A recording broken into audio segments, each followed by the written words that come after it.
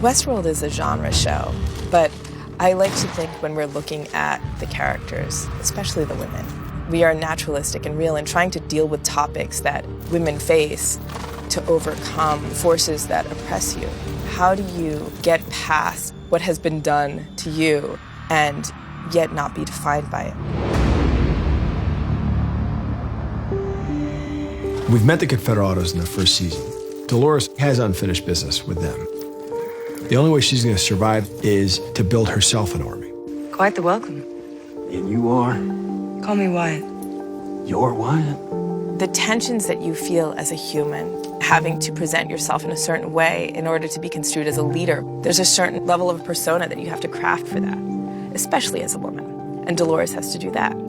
I think I thought I would really be playing this character that had this soul of a man, this maniac of a man. And then I realized that Wyatt can also be a girl's name. And it completely changed my perspective on the character. Just promise me your men. I need them if we're ever to survive this threat.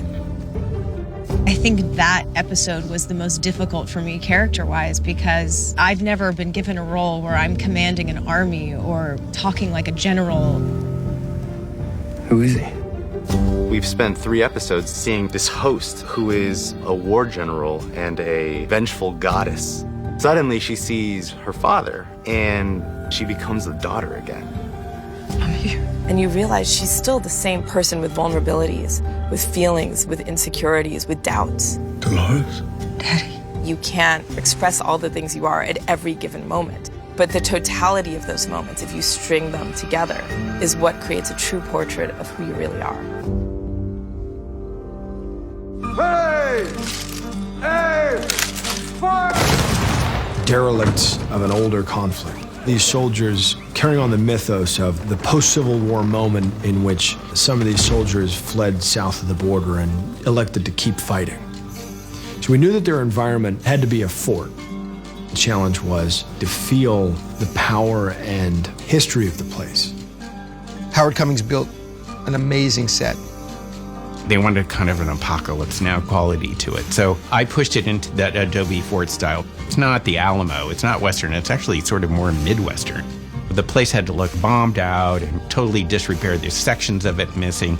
We built ramparts with cannons and barricades, these big spiky barricades that they used, and bunker kind of things. I wanted evidence of their people being amputees, so there's a big infirmary. The hardest thing there was just the scale. It's a massive set for us. When you're in a setting that is very realistic, it's so much easier to let yourself go and become the character. Sir! Sir, we saw him. They're coming up from the ground. One of the biggest challenges on season 2 was the big battle at Fort Forlorn. We fight this battle head on, we lose. We fight it my way, we all win in the end. It was big. It involved a week's worth of prep. We had a couple hundred extras and stunt people and horses. To your post!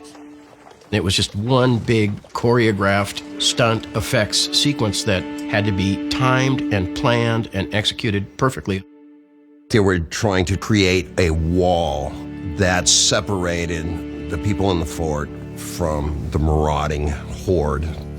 Basically what they're trying to sell is that she's shooting the ammo and explosive depot, which is all buried underground. We had high explosives. We wanted to create explosions almost cylindrical in shape, taller, and then in between layouts some more that was more of a cloud, but violent. Then you have the challenge of having all the stunt people and all the people in the middle of this battle and sorting out how we're going to do things safely. There's a lot of different ways to do shootouts. On our show, we just rehearse it, filming it as many times as possible, and then we only have the squibs on our actors or our stunt performers once. We then blow the squib and then move on. We rehearsed the battle sequences for about a day prior to shooting. Our way!